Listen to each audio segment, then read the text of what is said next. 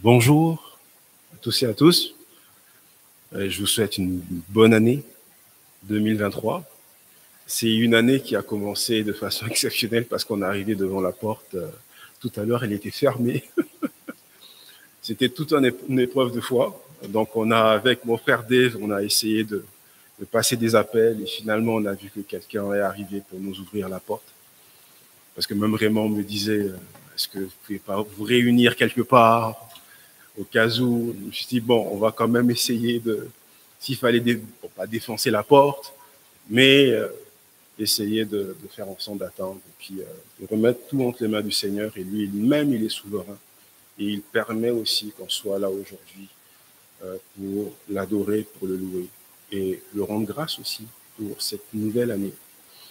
Et nouvelle année, souvent, quand on arrive un peu dans les nouvelles années, on a souvent ces résolutions qu'on aime prendre.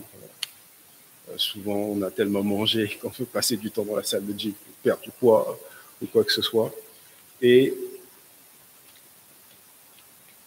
cet après-midi, je suis encore sorti de ma série sur les Philippiens pour mettre l'accent sur quelque chose quand même de vital pour nous qui sommes chrétiens, c'est sur la prière. Je sais qu'on en parle beaucoup ces derniers temps, même les mercredis, mais je pense que c'est quelque chose dont nous avons besoin. C'est un moyen de grâce que le Seigneur a mis à notre disposition aussi pour notre croissance, pour notre édification et pour notre communion intime avec lui. Donc, mon thème de cet après-midi, c'est prière et témoignage pour le perfectionnement des saints. Et donc, le texte se base uniquement dans l'Épître aux Colossiens, chapitre 4, versets 2 à 6. Colossiens 4, versets 2 à 6. Donc, je vais lire pour la gloire de notre Seigneur Jésus. Persévérez dans la prière, veillez-y avec action de grâce.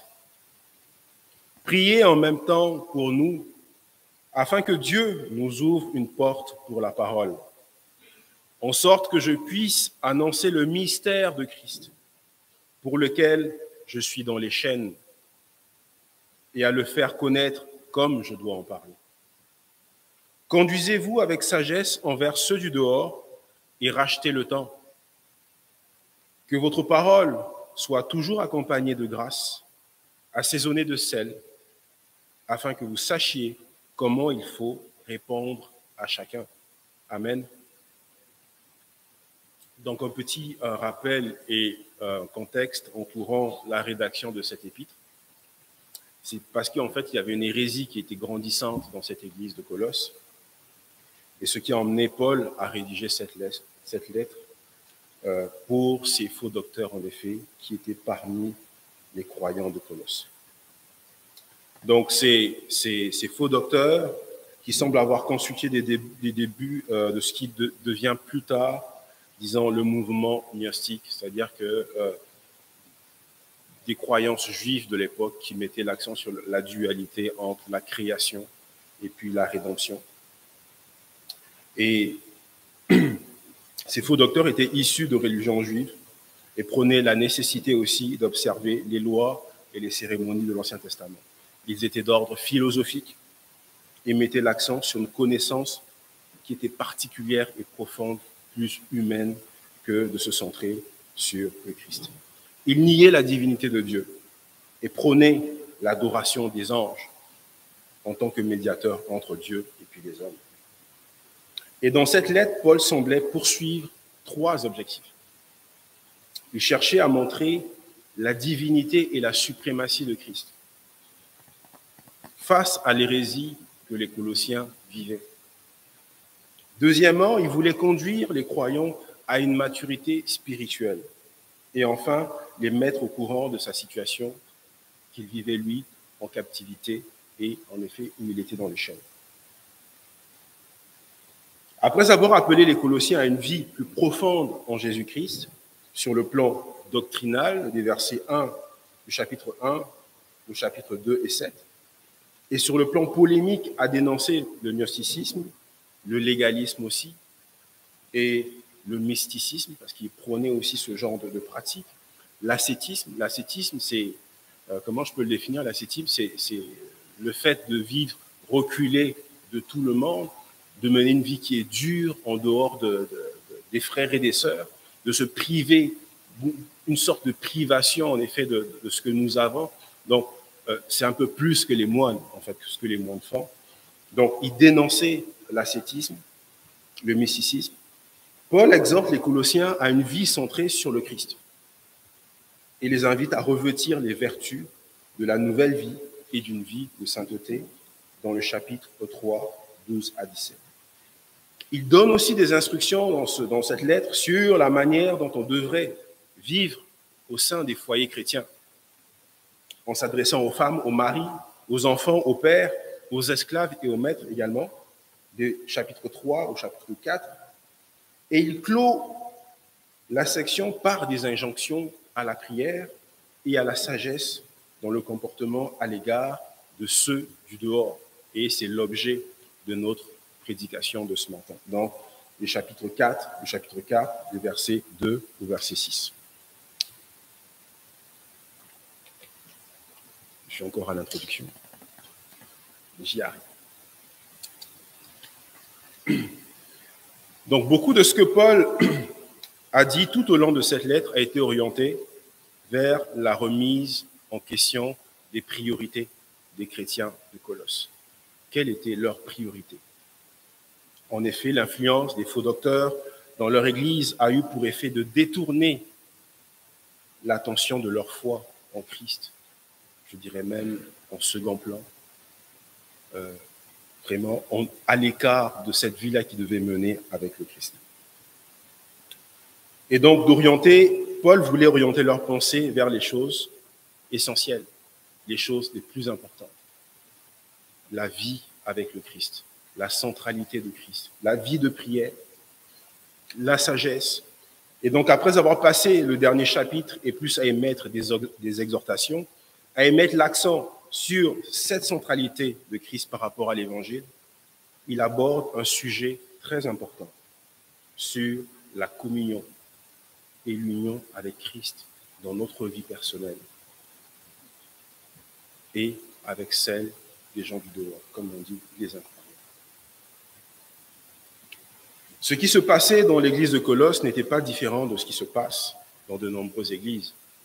Quand des situations surgissent, là en effet on parle des faux docteurs, et nous sortons de la pandémie aussi, donc on a pu voir les effets dévastateurs que la pandémie a fait au sein de nos églises, à reléguer notre vie de prière, disons, à s'attarder un peu aux informations, ce que disent les nouvelles, ce genre de choses. Mais Paul veut ici ramener les chrétiens de Colosse à l'essentiel. C'est qu'à avoir une communion avec le Seigneur, à le prier et à rester focalisé sur ses promesses.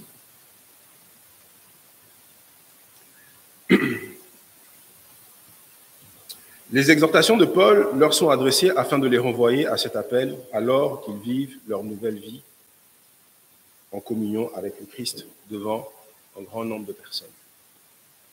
Les préoccupations de Paul se cristallisent de plusieurs manières importantes. Dans un premier temps, ils sont bien plus importants que ce qui se passe à Colosse, même si les croyants étaient absorbés par les défis de leur propre situation en église locale. Paul leur rappelle le monde chrétien au sens large auquel ils appartiennent.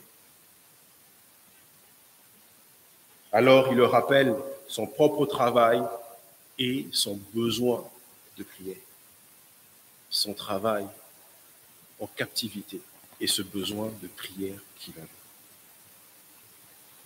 En second lieu, la passion de Paul, le désir de répandre l'Évangile dans un monde qui est dans l'obscurité spirituelle, il souligne cela non seulement en relation avec son propre appel à proclamer l'Évangile de Christ, mais aussi aux Colossiens eux-mêmes et leur appel à témoigner Christ au sein de leur communauté.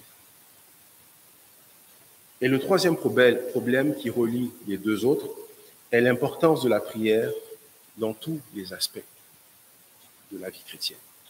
L'importance de la prière dans tous les aspects de la vie chrétienne. Et ce sont des points de la plus haute importance dans nos églises et de tous les âges, que ce soit des plus jeunes aux plus âgés. La prière, nous en avons besoin pour croître, pour grandir avec notre Christ. Et les appels de Paul doivent également nous interpeller. Et je vais développer 3 points.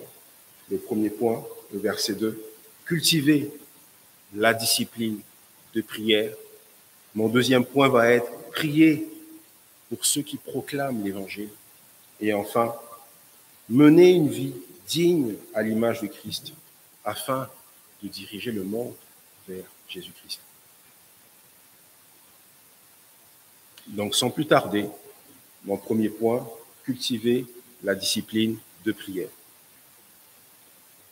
Le fait que Paul trouve nécessaire de dire ici, persévérer dans la prière, continuer avec une certaine constance, suggère que la discipline de la prière était tombée dans l'oubli dans cette église à Colosse. Ce qui avait commencé comme une tâche vitale et importante dans leur vie était relégué au second plan. En effet, le fait que quelques versets plus tard, au verset 12, Épaphras, qui est des vôtres, vous salue, serviteur de Jésus-Christ. Il ne cesse de combattre pour vous dans ses prières, afin que vous teniez bon, comme des hommes faits, pleinement disposés à faire toute la volonté de Dieu. Il y avait un sentiment d'urgence. C'est pourquoi Épaphras priait pour les membres de cette église de Colosse. Il y avait un sentiment d'inquiétude par rapport à leur vie de prière qui était reléguée en second plan. Épaphras ne cesse de combattre pour vous dans ses prières, afin que vous teniez bon. Et l'une des caractéristiques les plus frappantes de l'expansion extraordinaire de l'Église primitive qu'on regarde dans le livre des Actes, enregistrée telle qu'elle dans les premiers chapitres de ce livre, est le lien entre la croissance évangélique et la ferveur de la prière que ces chrétiens avaient. Dès le départ, après que les 3000 personnes sont venues à la fois sous la prédication de Pierre, le jour de la Pentecôte, on nous dit que parmi les 4 choses auxquelles ils étaient dévoués, l'une d'entre elles était la prière. Acte 2, 42. Ils persévéraient dans l'enseignement des apôtres, dans la communion fraternelle, dans la fraction du pain et dans la prière. Ils persévéraient dans la prière.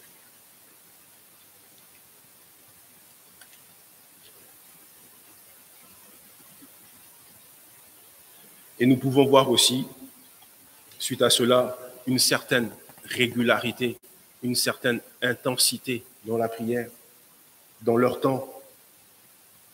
Et c'est pratiquement relié à ce que nous dit aussi Luc dans son livre, dans cet évangile. Et l'évangile qui continuait à ce moment-là de se répandre à une vitesse exponentielle, parce qu'il persévérait dans la prière et dans l'enseignement des apôtres. La prière a eu et doit toujours avoir une place vitale dans la vie de l'Église. Parce que souvent, c'est vrai que nous passons souvent beaucoup de temps dans les livres, dans nos rencontres. Le piège, c'est souvent de se dire que on est trop fatigué pour prier, on côtoie des chrétiens, Dieu sait comment nous nous portons, mais nous devons avoir cette intensité, cette rigueur dans la prière. La prière doit avoir une place vitale dans la vie de l'Église, autant que dans notre vie chrétienne individuellement. Si nous voulons grandir spirituellement et si nous voulons diffuser efficacement l'Évangile et notre témoignage dans le monde dans lequel nous vivons.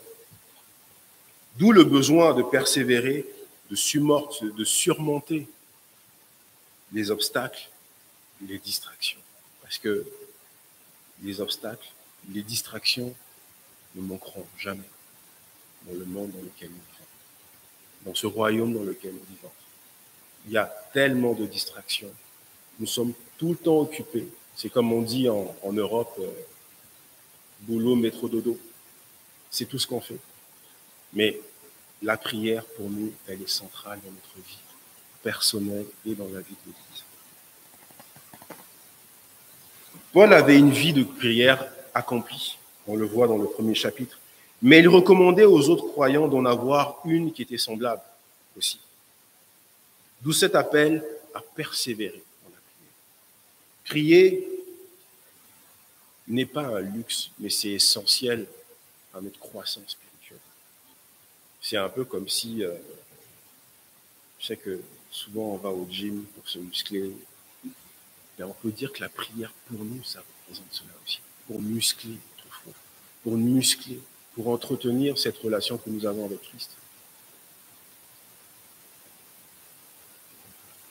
Nous ne devons pas nous assoupir sur le plan spirituel, comme les Colossiens. Un assoupissement qui serait causé par le fait d'avoir accordé toute notre attention dans ce monde, parce que c'est ce qui se passe. On a tellement de choses qui sont diffusées dans les écrans, que ce soit dans les chaînes de télévision, pour nous distraire, pour nous éloigner de l'essentiel. La prière nous maintient connectés au Christ. La prière nous permet de garder cette communion-là, constante, persévérer, comme la persévérance des saints. Et c'est uniquement de cette façon que nous arrivons à maturité dans notre relation, dans ce perfectionnement des saints. Comme c'est souvent le cas lorsque Paul donne des instructions sur la prière, il n'encourage pas simplement ses lecteurs à prier, mais pour ce faire, veillez-y avec action de grâce. Veillez avec action de grâce. La référence au fait de veiller et à la prudence fait écho à ce que Jésus a dit à ses disciples dans le jardin de Gethsémani. Marc 14, 38. Veillez et priez afin que vous n'entriez pas dans la tentation. Veillez et priez afin que vous n'entriez pas dans la tentation.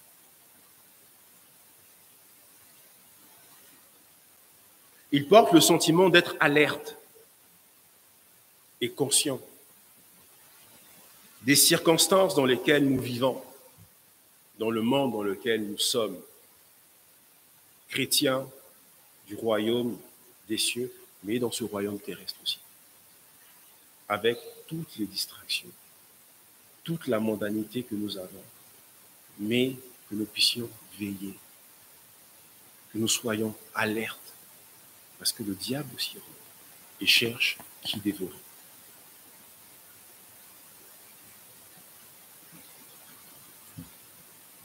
Cela aurait eu une réelle résonance avec les chrétiens de Colosse s'ils étaient endormis profondément, dans une certaine torpeur, disons une diminution de l'activité de prière.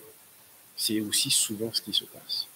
On a une vie de prière, on a un certain zèle, nous prions et à un moment donné, les épreuves arrivent et on oublie qu'on a un Dieu qui est là, un Dieu qui est présent et qui nous écoute aussi. L'action de grâce qui devait également jouer un rôle dans leur prière n'était qu'une reconnaissance superficielle. Les prières doivent toujours être accompagnées d'actions de grâce. Philippiens 4, 6. Ne vous inquiétez de rien, mais en toute chose, faites connaître vos besoins à Dieu par des prières et des supplications avec des actions de grâce. 1 Thessaloniciens 5, 17 à 18. Priez sans cesse. Priez sans cesse. Priez de façon continue. Priez, priez. Rendez grâce en toutes choses. On ne dit pas juste une seule chose, quand tout va bien. En toutes choses, rendez grâce aussi. Est-ce qu'à cette époque-là, ils avaient oublié ce que Dieu avait fait dans leur vie?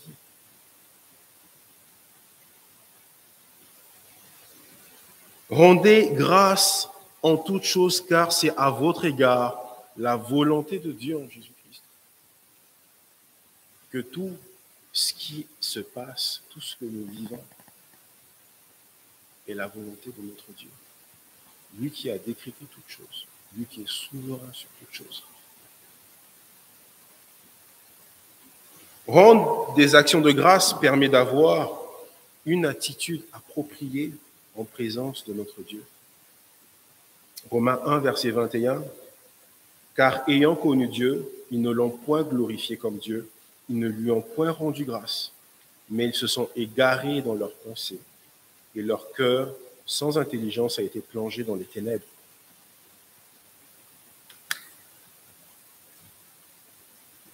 Mais ils se sont égarés dans leurs pensées.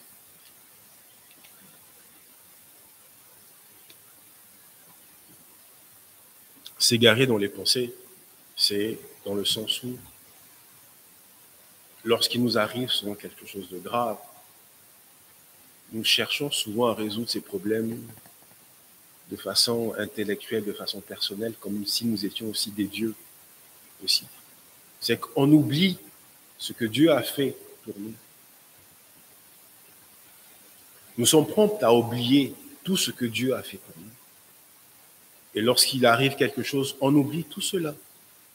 Et on redevient ces hommes-là, ces humains-là, qui sont dotés d'une intelligence d'en bas, en effet, d'une sagesse d'en bas, parce qu'on va voir la sagesse d'en haut aussi, c'est autre chose, pour résoudre en effet des problèmes, en effet, souvent sur lesquels nous n'avons pas le contrôle.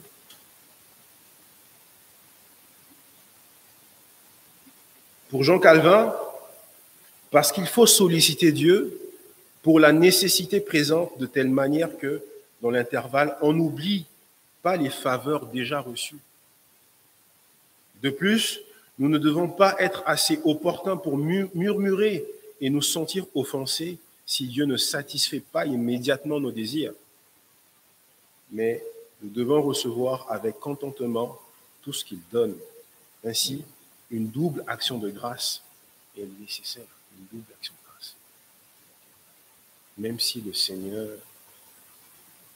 nous avons foi qu'il nous écoute, mais lui aussi nous répond dans son temps. Son temps n'est pas le nôtre. On l'a vu avec Élisabeth, qui a attendu pendant des années un enfant qui n'arrivait pas, qui était pratiquement stérile. Elle aurait pu abandonner et trouver, en effet, des stratagèmes humains, en effet, se substituer à Dieu, aller dans des pratiques, en effet, que nous faisons aujourd'hui, comme l'insémination artificielle, ainsi de suite. Mais elle a persévéré, ainsi que Sarah, l'épouse d'Abraham, a persévéré dans la prière. Même si par moments il y a des doutes, mais il y avait cette foi-là, que Dieu écoute et que le Dieu exauce. Et c'est le Dieu des promesses, c'est le Dieu des alliances. Il agit en son temps.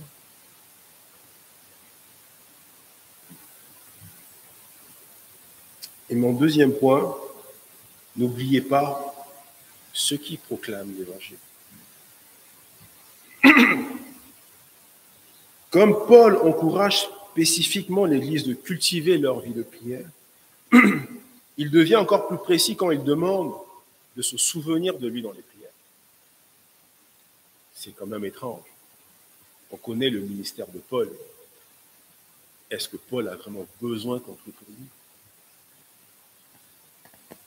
Prier pour nous est une requête que Paul a adressée souvent dans ses lettres. Romains 15, verset 30, Éphésiens 6, verset 19 et dans 1 Thessaloniciens 5, 25. Alors ici, il exhorte les Colossiens, priez en même temps pour nous. Même bien que Paul ait été si souvent perçu comme l'aide de ces églises, comme le père spirituel de ces églises, mais il demandait des prières. Il était profondément conscient de son propre besoin d'aide pour son ministère afin de rester fidèle au Seigneur. Il en était conscient qu'il avait besoin de prier, qu'il avait besoin qu'on puisse prier pour des occasions d'annoncer l'Évangile. Et aucun prédicateur de l'Évangile, aucun leader spirituel est au-delà d'avoir besoin de l'aide de tout le peuple de Dieu. Souvent, ce qui se passe, c'est qu'on se dit que nos pasteurs, souvent, sont des surhommes. Mais c'est des hommes comme nous aussi, qui ont leur faiblesse, qui ont leur péché. Et nous avons besoin de prier pour eux aussi. Nous avons besoin de prier afin que Dieu puisse renouveler leur intelligence et que ce qu'ils apprennent dans la parole de Dieu, qu'ils puissent l'appliquer aussi dans leur vie, afin d'être une lumière pour les assemblées.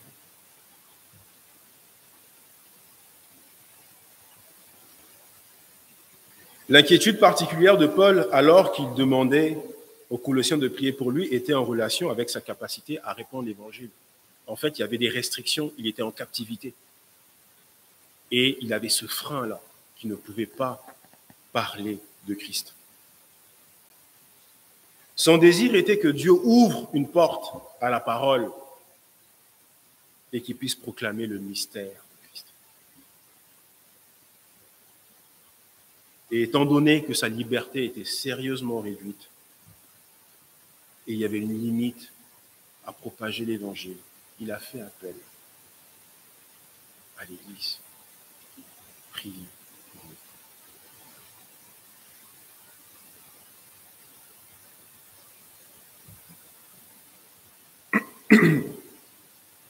Alors il demande certainement que Dieu donne des occasions pour lui de proclamer le message de Christ. Mais en même temps, en demandant les mots justes dans sa présentation de ce message, il était très conscient de son besoin d'aide divine. Il était conscient qu'il avait besoin d'aide parce qu'il était en captivité. Qui parmi nous en captivité veut garder le sourire, peut avoir cette motivation d'annoncer l'Évangile? Qui de nous en captivité peut avoir cette paix, ce désir de vouloir faire avancer l'œuvre de Christ? Et Paul, c'était son désir.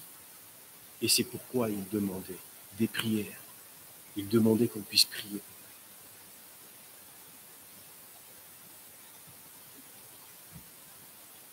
Et on peut voir aussi que Paul fait preuve d'humilité.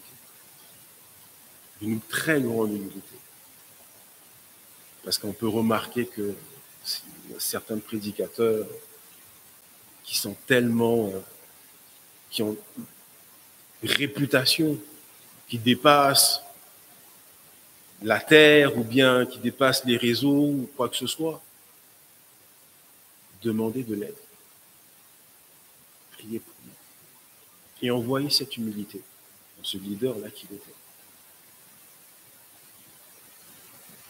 Mais Paul nous donne un rappel sain que si nous voulons voir le succès de tout ministère évangélique, nous avons besoin de soutien et de prière du peuple de Dieu.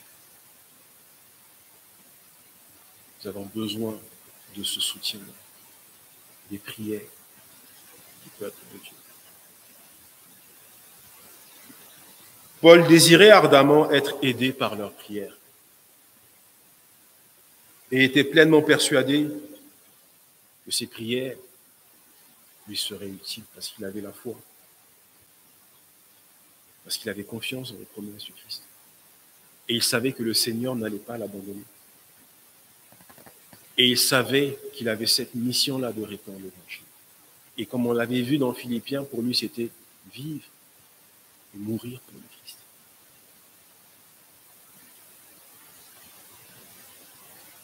Qui donc, de nos jours, oserait mépriser les intercessions des frères? Souvent, dans nos réunions de prière, on nous demande de prier pour un tel, prier pour un tel, prier pour notre frère, prier. Parce que nous savons que notre Dieu nous écoute. Et nous savons qu'il peut être à l'œuvre. C'est vrai qu'il ne va pas être à l'œuvre dans l'immédiat, mais il a son temps. Et nous nous reposons sur ses promesses.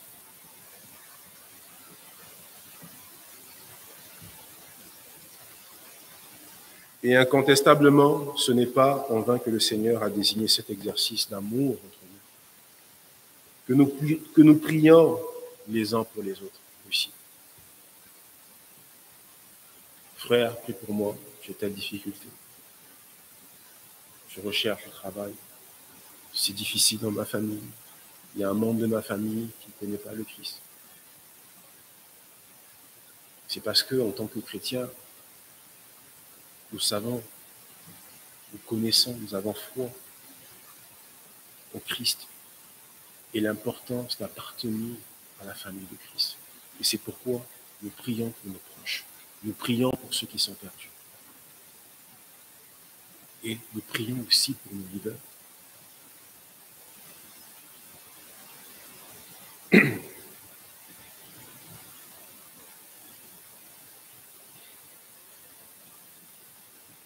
Non seulement, par conséquent, chacun de nous doit prier pour les frères, mais nous devons aussi, de notre côté, rechercher avec diligence l'aide des prières des autres, aussi souvent que l'occasion l'exige. C'est vrai que dans les mercredis, on ne voit pas tout le monde pour les prières. Mais n'hésitez pas, si vous avez des sujets de prière, nous allons prier avec joie. Nous pensons aux frères et sœurs dans les prières. Parce que nous sommes un seul corps. Et pour nous, l'important, c'est qu'un membre puisse bien se sentir. Et c'est ce souci-là, en effet. Lorsque nous disons, ça peut être étrange, nous prions pour ceux qui sont absents. Non, mais en effet, nous avons une pensée pour nos frères et sœurs qui ne sont pas là. Paul demande la prière pour que Dieu puisse fournir une porte ouverte pour lui-même et ses collaborateurs pour proclamer l'Évangile. Il note ensuite, presque entre parenthèses, que c'est à cause de cet Évangile qu'il est en prison. C'est à cause de cet Évangile qu'il est enchaîné. Et cette référence à ses propres circonstances l'amène à revenir au but pour lequel Dieu ouvre la porte. Mais maintenant, en termes de son propre ministère spécifiquement, que Paul puisse proclamer l'Évangile. C'est son désir de proclamer l'Évangile. C'est son désir, en effet, d'interpeller le monde, d'interpeller les gens sur les temps qui courent, de parler du mystère du Christ, d'événements eschatologiques aussi, de la fin des temps. Proclamer la révélation de Dieu et dans sa propre prédication, il veut emmener les gens à cette vie-là, cette vie centrée sur le Christ. Et c'est pourquoi il demande des prières afin que le Seigneur ouvre les portes, même en captivité, afin qu'il puisse parler de ce mystère, le mystère du Christ. Car pour lui, il est nécessaire, il est vital, il est important qu'il parle, car il est nécessaire que je parle, que je prêche la parole.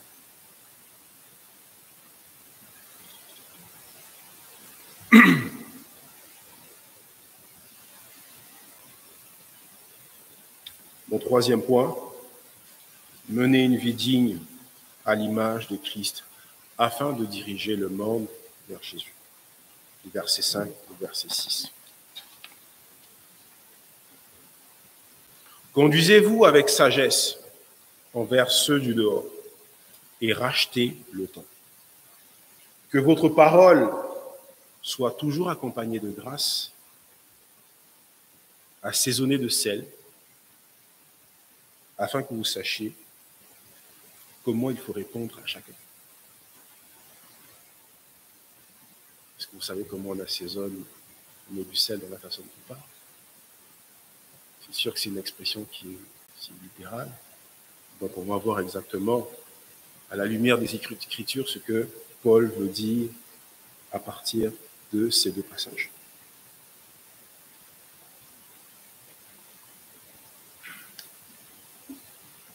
Le perfectionnement d'une vie chrétienne ne comprend pas uniquement la vie de prière du croyant, mais également sa vie publique, son témoignage. C'est vrai que si nous sommes chrétiens, nous ne vivons pas uniquement dans notre coin, comme on dit, comme des ascètes dans notre coin, où on est loin de tout le monde, où on vit caché, on se dit qu'on est sage à nos propres yeux. Non, nous avons besoin des autres. Nous avons besoin de notre communauté. Nous avons besoin de notre Église pour grandir aussi. Et notre témoignage est très important pour les autres. L'exhortation de Paul est spécifiquement pour l'impact de l'avancement de l'Évangile.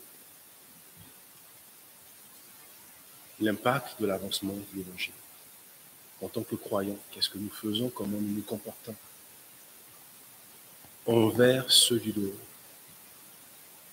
lorsque nous proclamons la parole de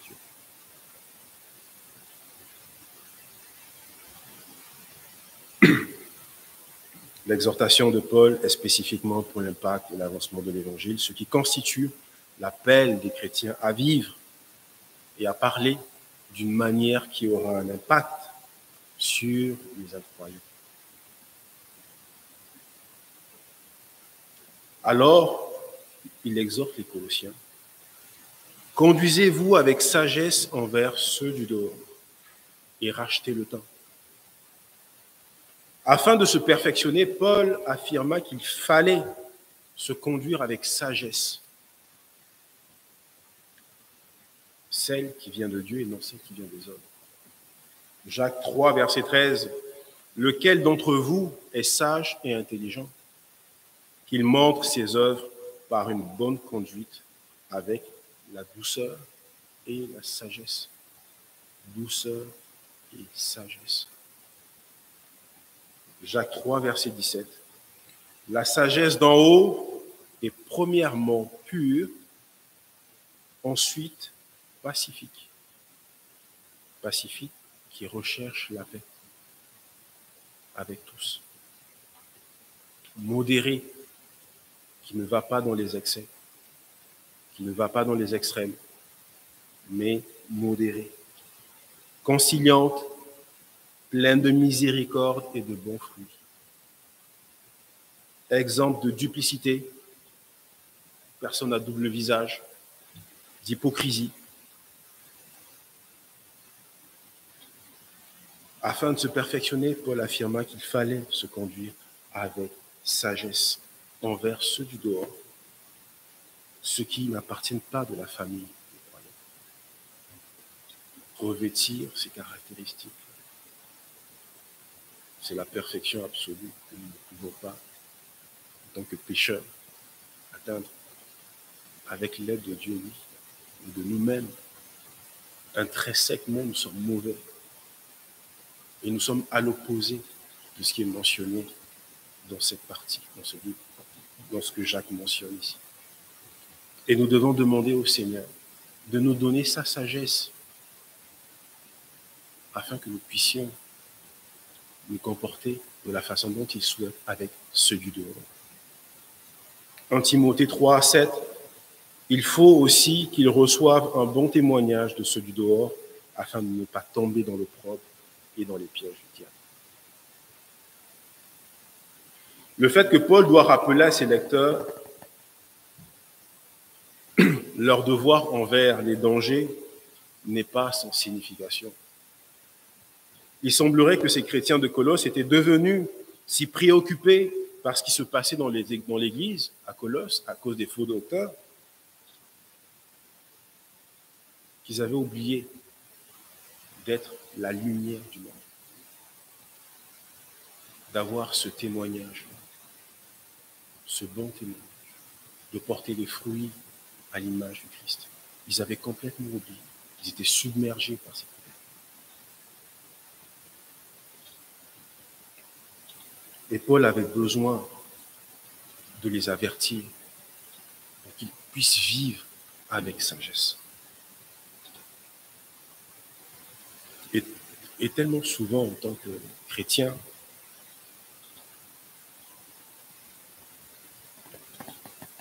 de par notre expérience, souvent par les années, on s'est dit, bon, je suis chrétien depuis 17 ans, depuis 20 ans. On prend souvent les choses pour acquis. J'ai un bon témoignage, mais souvent, ce n'est pas ce qui ressort de notre côté aussi. Et prions pour demander la sagesse de Dieu, afin qu'il nous révèle la façon dont nous devons nous comporter avec les gens du dehors.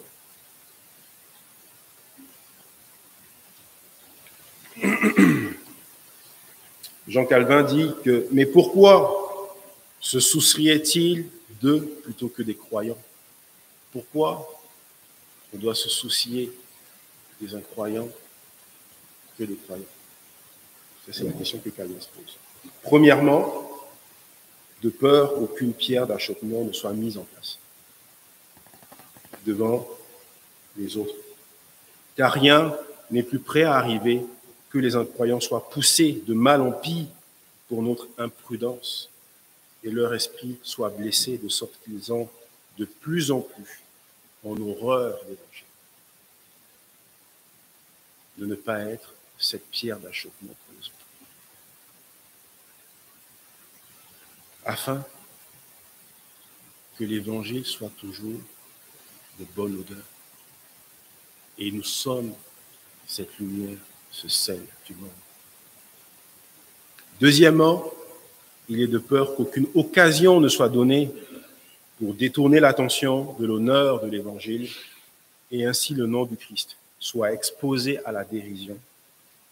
Les personnes soient rendues plus hostiles et les troubles et les persécutions soient présents dans leur vie. Et nous devons faire en sorte que l'évangile de Christ, que le nom de Christ ne soit pas vain dans la bouche des gens, mais qu'ils puissent voir en nous ce Dieu-là, ce Dieu qui donne la vie éternelle, ce Dieu-là qui justifie, ce Dieu-là qui nous a sortis des ténèbres.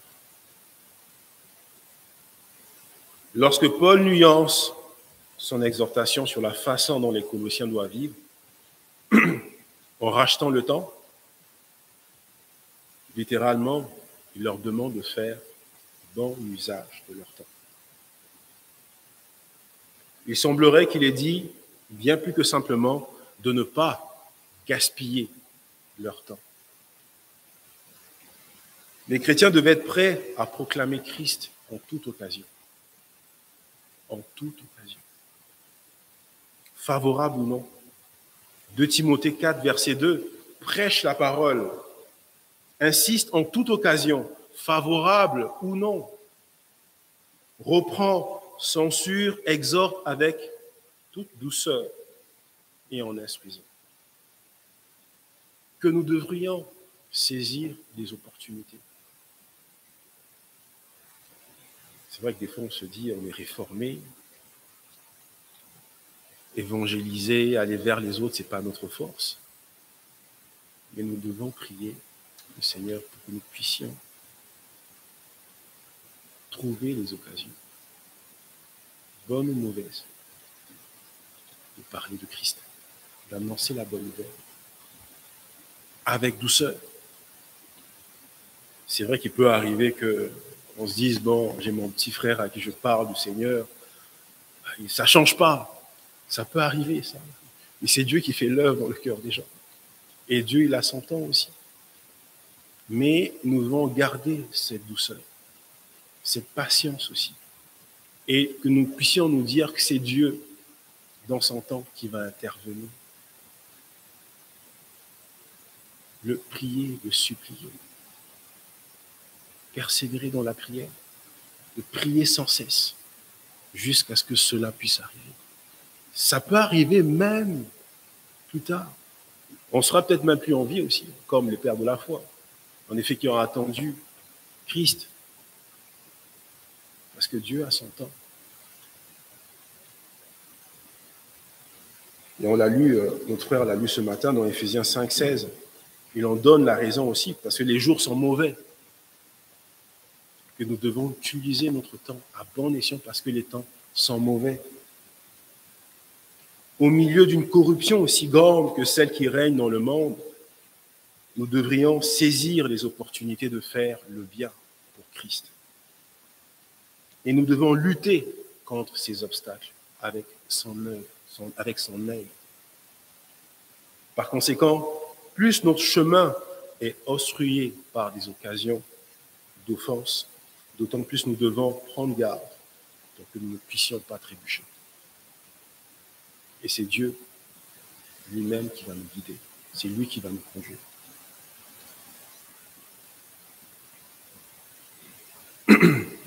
Cette pensée se poursuit dans l'exhortation finale de cette section. Que votre parole soit toujours gracieuse, assaisonnée de sel, afin que vous sachiez comment vous deviez répondre à chacun. Ça, ce qui ressort de ce passage, parce que c'est pas vraiment simple de ressortir, disant cet aspect du sel, afin que vous sachiez comment vous devez répondre à chacun. Ainsi, notre discours doit être gracieux. Gracieux. C'est vrai que nous devrions condamner, en effet, condamner le péché, condamner ceux qui vivent dans le péché, mais nous devons le faire de façon gracieuse, avec amour. Nous ne sommes pas arrivés dans une perfection, disons, céleste, et nous ne vivons pas comme Christ. Mais nous devons voir les autres, même dans leur péché, avoir compassion de la vie dans laquelle ils se trouvent. Prier pour eux, aller vers eux.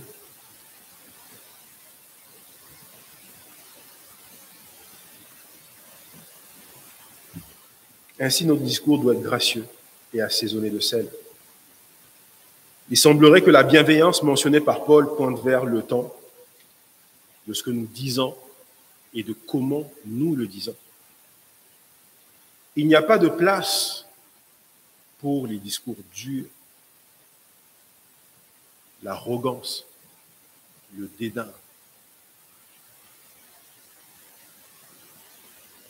Nous avons un Dieu qui est amour. Et nous ne pouvons pas regarder les autres avec dédain, ni leur parler de façon condescendante ou avec mépris.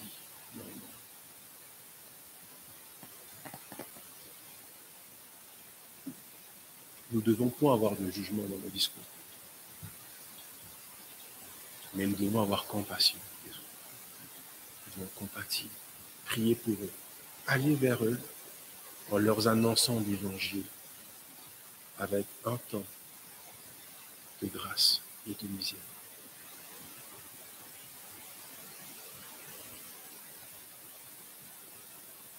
Pourtant, à vrai dire, de telles choses se produisent trop souvent dans la façon dont les chrétiens s'adressent à ceux qui ne sont pas encore parvenus à la foi. Dans nos entourages, il y en a qui luttent encore dans leur chair, dans leur façon de faire les choses. Mais notre discours ne doit pas les condamner. Nous devons leur proclamer l'évangile, leur parler du mystère de Christ, mais avec amour et grâce.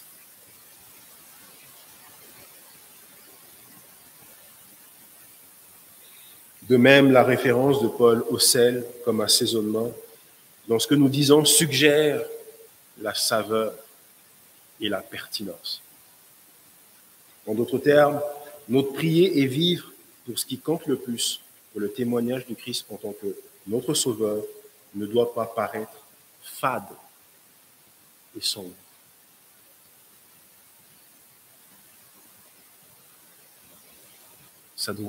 Notre discours doit être un discours de paix, de joie, qui est de la grâce dans ce que nous disons. Dieu est venu, en fait, il n'est pas venu abolir la loi, il est venu l'accomplir. Et c'est cette grâce-là dont nous avons besoin dans notre discours. Il serait facile de négliger l'importance de cette petite section, en effet, dans cette lettre, qui apporte vraiment tout ce qu'il a dit dans la mise en pratique de ce que nous sommes en tant que la lumière de ce monde, en tant qu'enfant de Dieu, fait à l'image de Dieu. Que nous puissions aller vers les autres, proclamer l'Évangile et les emmener à Christ.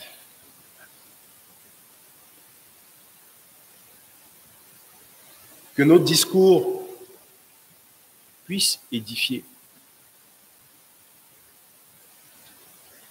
C'est vrai qu'on peut dire beaucoup de choses, sortir des théories, sortir des passages de théologie dans tous les coins, mais que notre discours puisse édifier. Nous recherchons l'édification du peuple de Dieu. Que tout ce que nous faisons puisse édifier, puisse encourager les autres à venir à Christ. Que nous puissions être prudents et sages dans notre communication avec les incroyants. Cette sagesse, c'est Dieu qui va nous la donner. Et que ça peut paraître banal, mais lorsque nous parlons, nous allons évangéliser, nous pouvons demander au Seigneur de nous donner la sagesse, de parler aux gens, de trouver les bons mots. Il y en a au milieu de nous qui ont le cœur endurci, où rien ne rentre, ou qui ne veulent même pas écouter ce que nous avons à leur dire.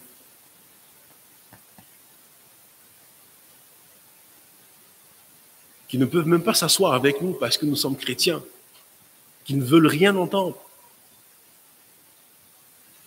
Mais nous pouvons prier le Seigneur afin qu'il nous donne les outils nécessaires. Les outils, ce n'est pas ce que nous allons retrouver en tant qu'hommes sur terre ici. C'est lui qui connaît les cœurs et c'est lui qui donne les outils. C'est lui qui donne les moyens afin de gagner les âmes. Ce n'est pas nous, ce n'est pas notre connaissance. Non, c'est lui qui fait l'œuvre dans le cœur des gens.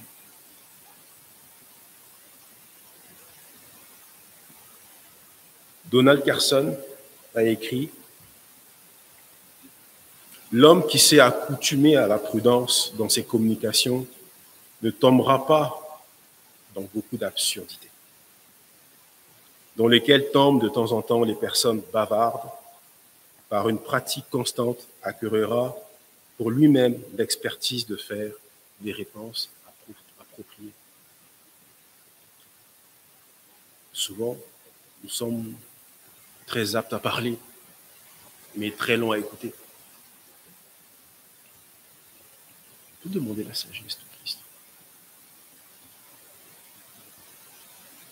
À garder notre communication saine. Parce que les non-croyants nous regardent aussi. Quel est notre témoignage? Notre façon de parler? Est-ce que lorsque nous parlons, nous sortons des gros mots, ainsi de suite? Est-ce que nous répondons de façon condescendante? Tout cela, en effet, les autres peuvent le regarder aussi. Que ce soit dans nos milieux de travail, que ce soit dans nos familles aussi. Ça peut être un membre très proche de notre famille. Moi, je l'ai déjà vu. Dire, ah, vous les chrétiens, vous êtes arrogants, ainsi de suite. C'est souvent ce qui ressort des autres. Mais quelle est la perception de l'évangile chez ces personnes? Si nous ne mesurons pas, que nous ne faisons pas attention dans notre façon de nous tenir, soit en assemblée ou à l'extérieur de nos assemblées. Et Donald Carson continue, pour le but ou le résultat du discours que Paul demande est que les croyants soient préparés à répondre aux incroyants. Et il est un peu plus facile de voir comment un discours sage pourrait faire cela qu'un discours gagnant ou spirituel. Que notre discours soit celui qui mène les gens à Christ. Que ce soit un discours gagnant pour le Christ. Nous supposons donc que Paul appelle les chrétiens à parler avec les non-chrétiens et amis incrédules avec des paroles gracieuses et chaleureuses. Le tout dans le but de pouvoir répondre, encore une fois, aux gens du dehors, aux incroyants. En posant les choses ainsi, Paul suppose que les incroyants soulèveront des questions sur la foi des chrétiens, des questions qui peuvent être neutres ou même peut-être des hostilités. Ça peut arriver aussi. Qu'on essaie d'apporter le message à des personnes qui sont hostiles à l'évangile. Comment nous répondons à ces personnes? Je ne veux pas que tu me parles de ça. Comment on répond à ces personnes? Mais de façon chaleureuse, de façon gracieuse.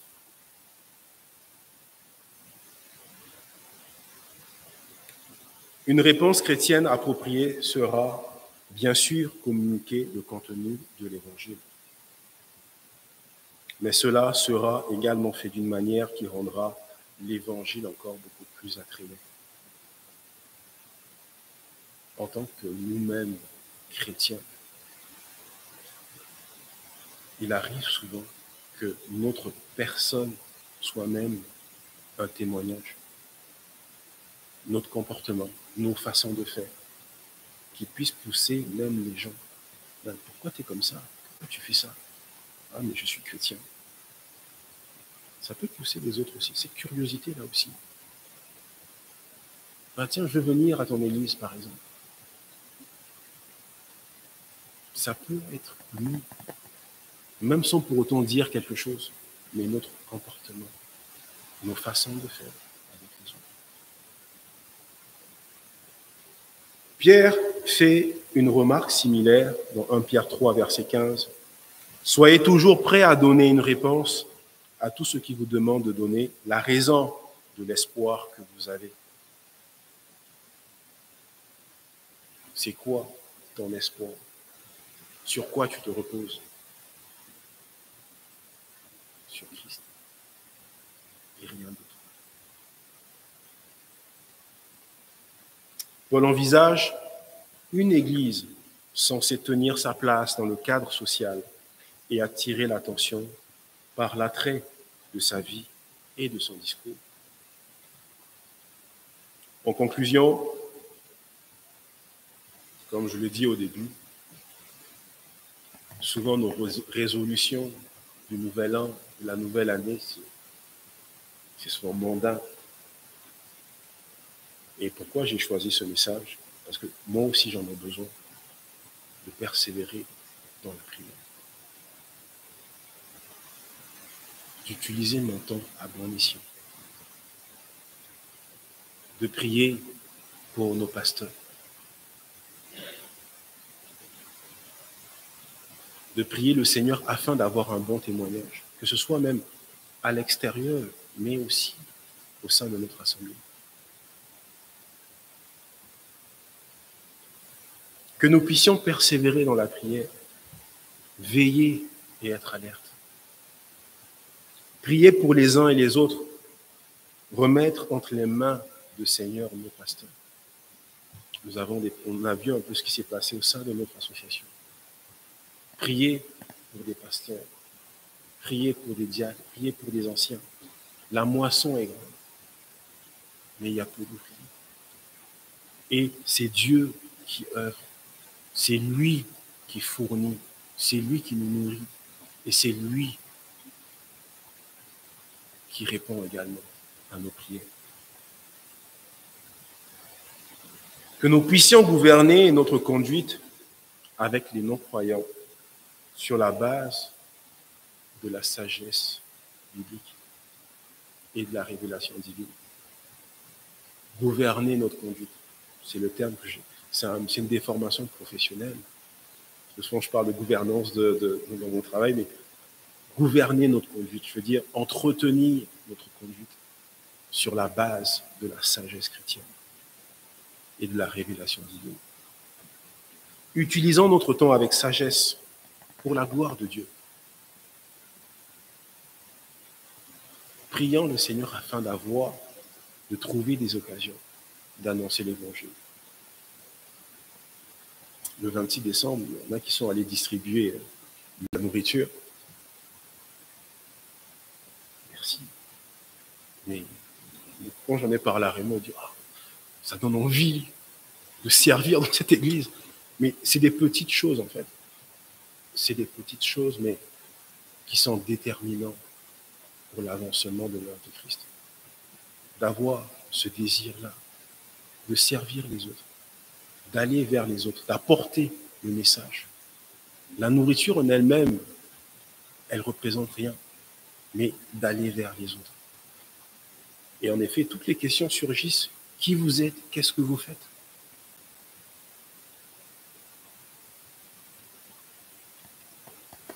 Éphésiens 6, verset 18. Faites en tout temps, par l'Esprit, toutes sortes de prières et de supplications. Veillez à cela avec une entière persévérance et priez pour tous les saints. Priez pour tous les saints. Priez pour les frères et sœurs. Priez pour nos pasteurs. Priez même pour nos proches qui ne connaissent pas le Seigneur. Et priez sans cesse, même si nous ne voyons pas de résultat. Mais Dieu tient ses promesses. C'est notre Créateur. Et il sait de quoi nous avons besoin. Il sait de quoi nous sommes faits. Il nous connaît mieux que nous nous connaissons nous-mêmes. Et il interviendra dans son temps. Daniel 2, verset 21. C'est lui qui change les temps et les circonstances, qui renverse, qui établit les rois, qui donne la sagesse aux sages et la science à ceux qui ont l'intelligence. C'est lui seul qui donne tout ça. Aucun Dieu sur terre, aucune personne sur terre. C'est lui le maître des circonstances. Et lorsque nous n'avons pas de réponse à nos prières ou à une recherche d'emploi, rendons grâce au Seigneur. Rendons grâce au Seigneur. Rendons grâce au Seigneur pour ce qu'il fait et pour ce qu'il ne fait pas. Et lui-même sait pourquoi nous vivons ces épreuves. Si le fait de ne pas avoir un emploi est une épreuve pour nous, lui-même sait pourquoi nous traversons cette épreuve. Et accrochons-nous à la croix. Accrochons-nous à Christ. Lui seul est notre berger. Amen. Prions. Seigneur notre Dieu, nous te rendons toute la gloire et tout l'honneur pour qui tu es. Tu es notre bon berger. Tu es notre sauveur. Et c'est pourquoi, Éternel, nous voulons te demander de nous donner le discernement, la sagesse, de maintenir, d'avoir et de maintenir une vie de prière qui t'honore, Seigneur.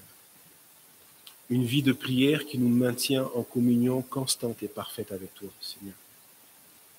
Une vie de prière qui est tournée vers les autres, vers le service, Seigneur. Et que nous puissions rendre grâce en toutes choses et en toutes circonstances. Parce que tu es le maître des circonstances.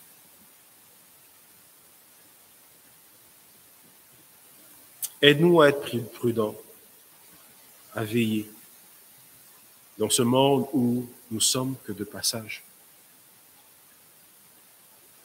Nous sommes de passage dans ce royaume terrestre. et nous marchons vers la Jérusalem céleste. Mais cette route n'est pas calme. Cette route est faite de tentations. Cette route est faite de difficultés et d'embûches, Seigneur. Aide-nous à regarder uniquement dans tes promesses, à avoir foi en toi, à nous reposer en toi, Seigneur. Et que notre témoignage, Seigneur, soit gracieux, soit miséricordieux pour les autres. Et que de la façon dont nous apportons l'évangile, Seigneur, que nous soyons un sel qui assaisonne les autres, les incroyants, Seigneur, avec ton aide, avec ton Saint-Esprit. Nous te prions, Seigneur, pour nos pasteurs, pour notre association, Seigneur. Donne la force à chacun de persévérer dans l'étude de ta parole, afin qu'ils puissent eux-mêmes mettre en pratique ce qu'ils lisent pour le bien des assemblées, Seigneur. Garde les pieds de chacun. Garde la santé de chacun et chacune, Seigneur. Des épouses aussi des pasteurs. Nous pensons à Raymond et à Diane pour nous ici à l'église. À Pascal, à Saint-Jérôme, à Jacques, à Québec. Je te prie d'avoir ta main puissante sur eux. Et nous te prions aussi pour la relève, une relève. Car la moisson est grande. Et il y a peu d'ouvriers, Seigneur. Mais nous savons que tu es le maître de la moisson. Nous avons la foi, Seigneur, que tu pourvoiras. Merci pour cette Église. Merci pour cette assemblée que tu gardes unie dans ta parole. Merci pour cette Église et Seigneur que tu conduis tous les jours. Nous te remercions pour les différentes épreuves. C'est vrai que ces épreuves ont pu être difficiles, pénibles pour nos cœurs, pour nos âmes, Seigneur. Mais nous te rendons grâce pour ces épreuves. Parce que nous savons qu'avec toi, nous grandissons. Avec toi, nous sommes édifiés. Et avec toi, Seigneur, nous allons atteindre cette maturité spirituelle. C'est avec ton aide, avec ton Saint-Esprit. C'est au nom de Jésus que j'ai prié. Amen.